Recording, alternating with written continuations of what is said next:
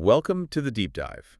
I want you to take a second and just look at the device you're using to listen to this right now. Could be your phone, your laptop. Right, whatever's sitting right in front of you.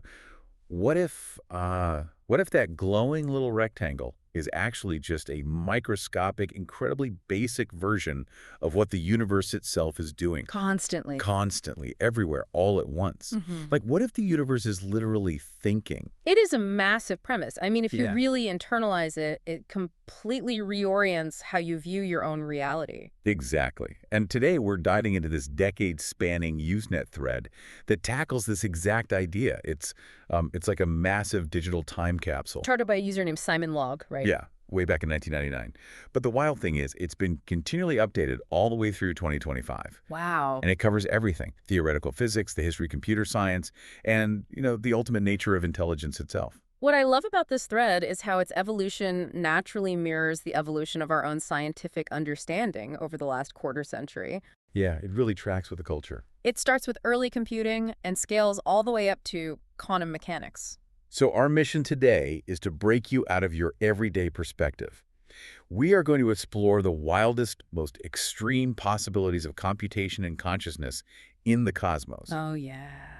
We're talking about everything from self-replicating alien space probes to disembodied brains born directly from the vacuum of space. It gets weird. It gets so weird. Okay, let's unpack this. Where do we even start with an idea this big? Well, we have to start by grounding ourselves in the history of early computing. Makes sense. Because what this thread does so well is connect the foundational architecture of the very first digital computers to the literal fabric of space and time.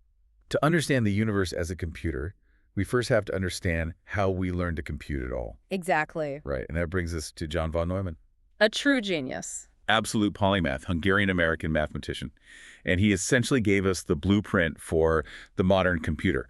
But I want to throw it to you here because his 1945 paper on the EDVAC system really changed everything, didn't it? It absolutely did. See, before von Neumann, computers were highly specialized calculator. Like physical machines. Right, you had to physically rewire them for different tasks, literally plugging and unplugging cables. Sounds exhausting. It was. But in that 1945 paper, he described a design model where a computer stores both its program instructions and its data in the exact same random access memory. RAM. Yes, RAM. That is the von Neumann architecture. It's the foundation for nearly every modern computer we use today. But he didn't stop at hardware, which is the crazy part to me. No, he didn't.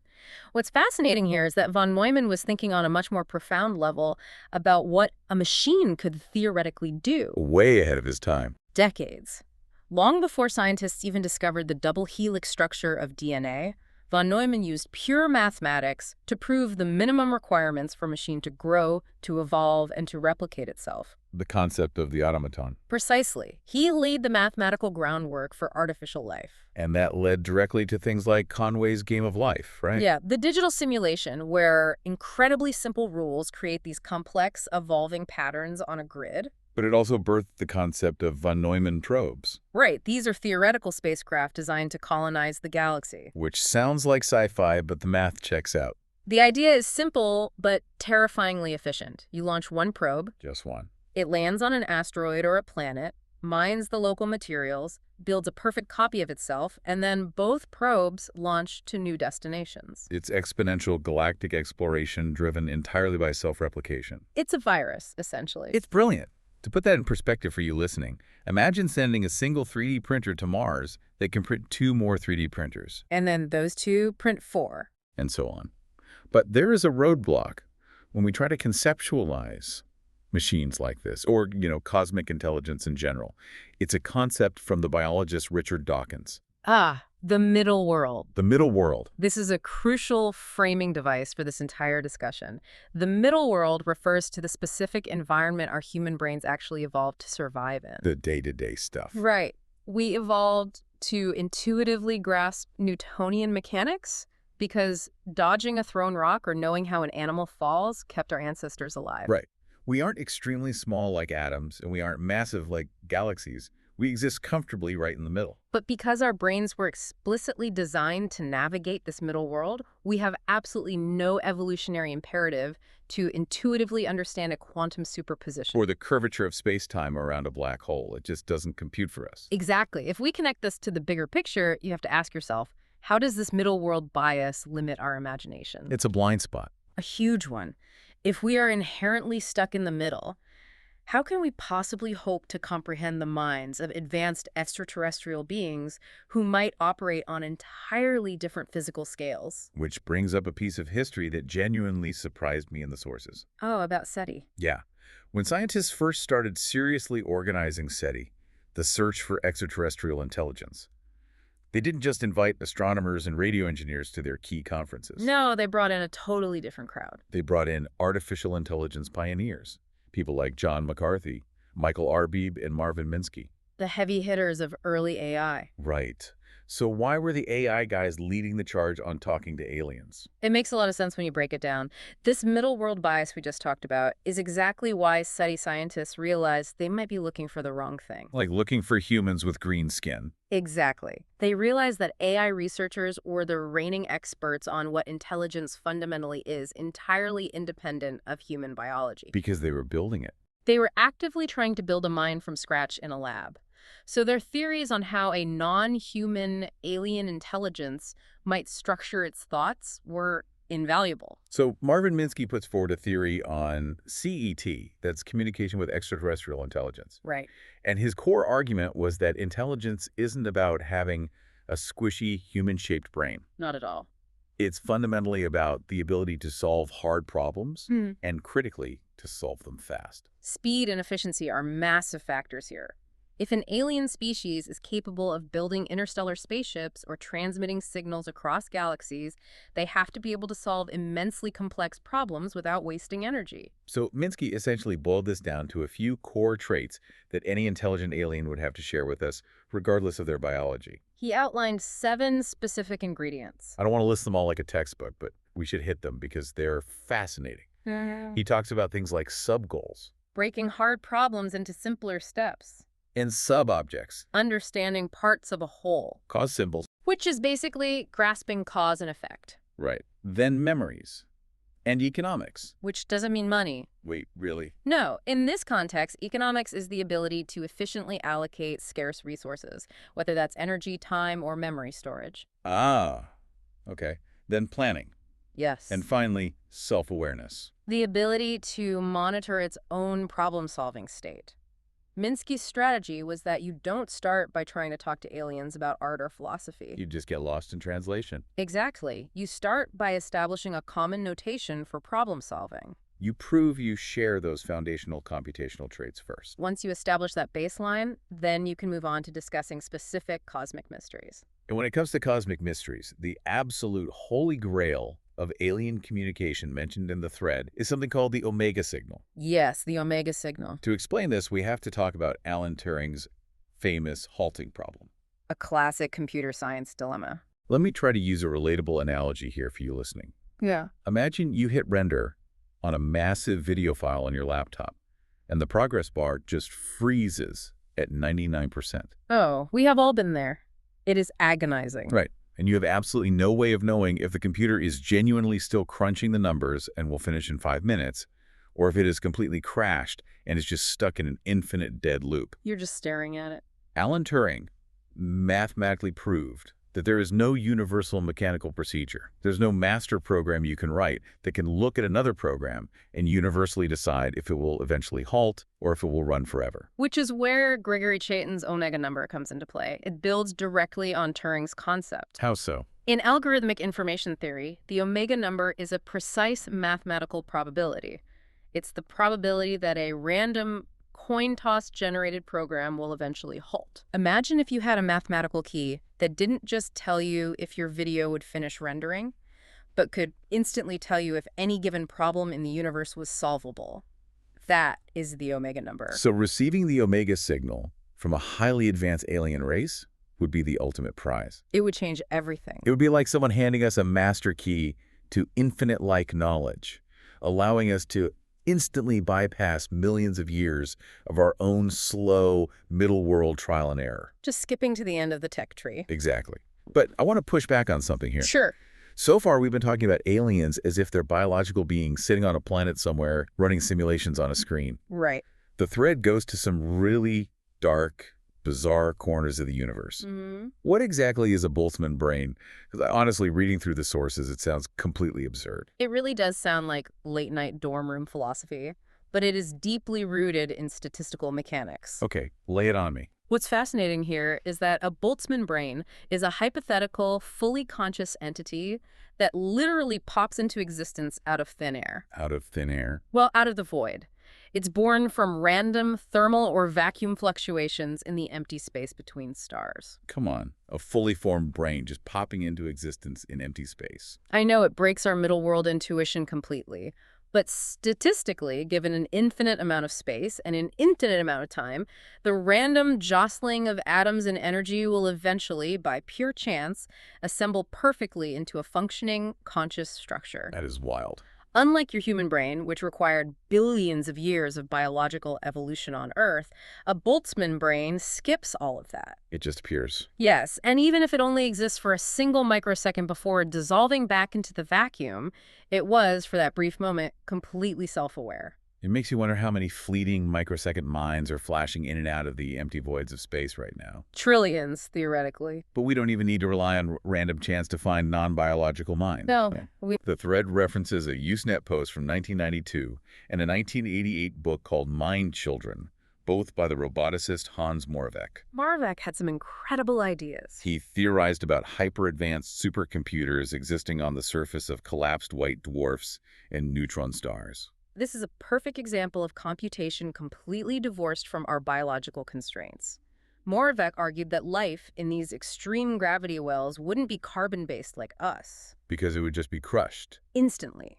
Instead, it could exist as incredibly dense patterns of bounded neutrons. And the scale of this is staggering.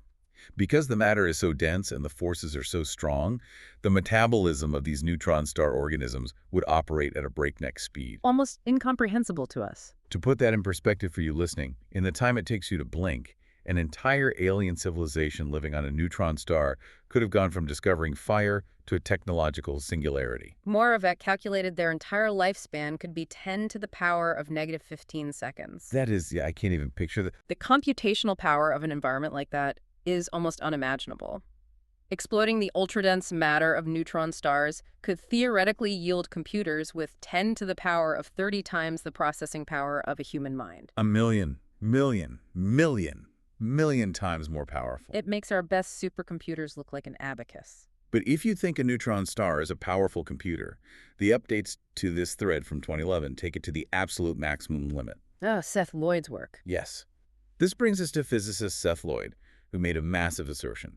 He says the entire universe itself is indistinguishable from a quantum computer. It's a bold claim. Now, I have to ask, are we just projecting our current obsession with technology onto the cosmos? What do you mean? Like how early clockmakers used to think the universe was a giant clockwork mechanism. Are we just doing that, but with quantum computers? It is a fair criticism, but Lloyd's argument isn't just a metaphor. It is grounded in physics. He argues that because the physical laws governing the universe operate on quantum mechanics, the universe is fundamentally, literally, a quantum computer. Because particles are constantly interacting. Right. Information is constantly being processed at the quantum level every time any two particles interact anywhere in the cosmos. And quantum computers can do things our normal classical laptops just can't do. These things like Shor's algorithm and Grover's algorithm. Exactly. Classical computers solve problems through linear trial and error, one step at a time. Brute force, kind of. Yeah. But quantum computation relies on superposition and entanglement.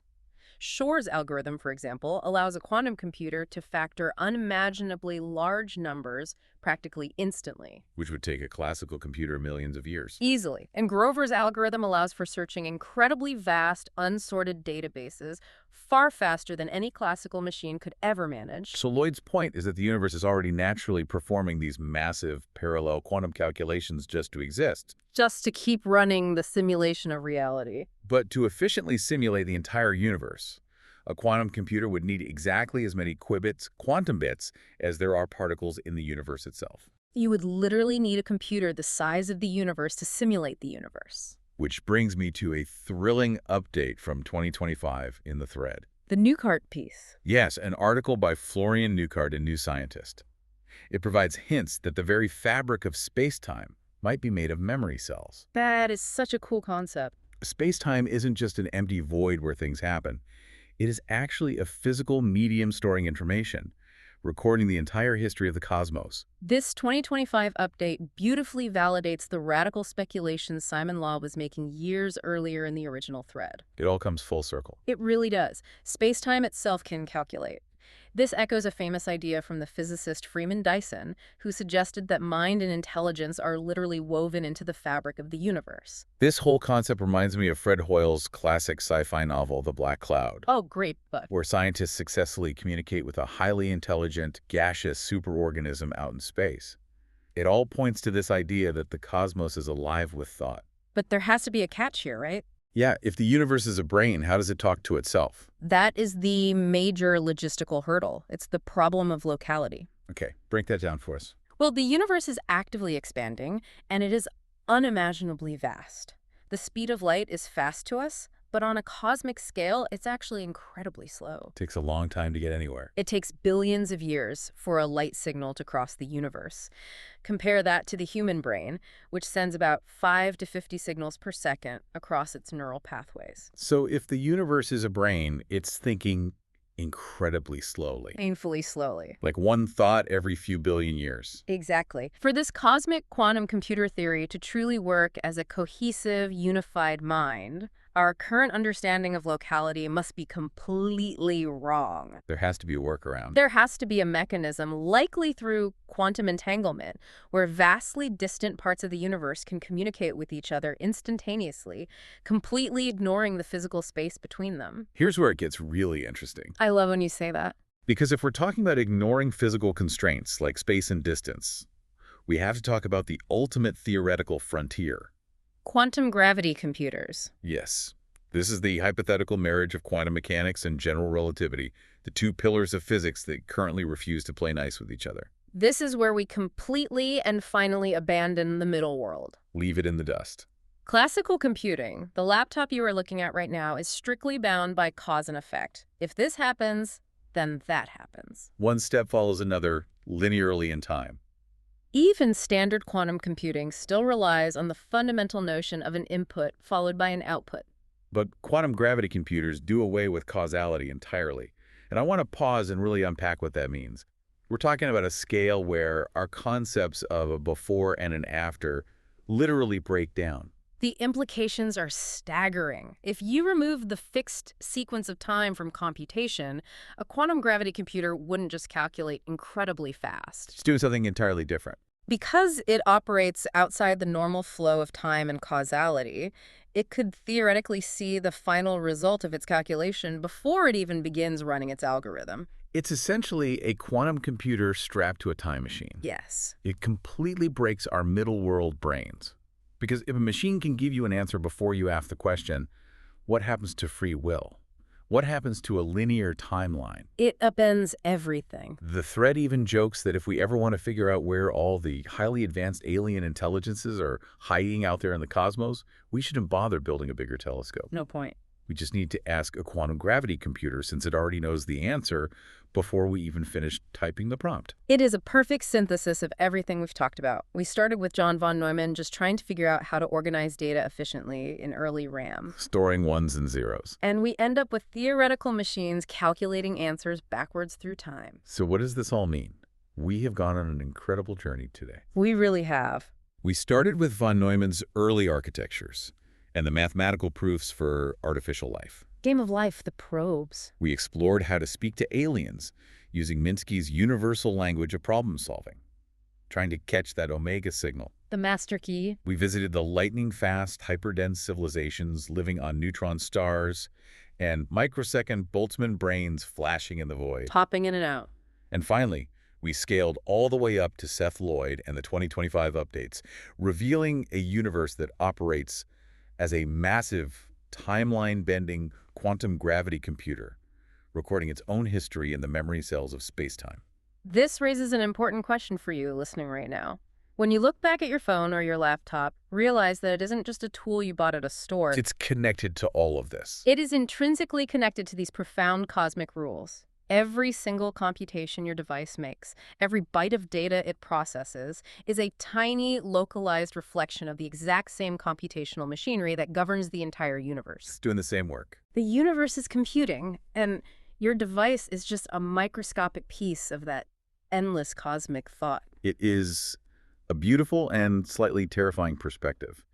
I think the best way to wrap up this deep dive is with a quote from JBS Haldane from 1927. Oh, the one at the end of the post. Yeah, it was actually placed at the end of the original Usenet post. Yeah. He said that the universe is not only stranger than we imagine, it is stranger than we can imagine. And as you go about your day in the middle world, I want to leave you with one final, lingering thought to explore on your own. Take it away.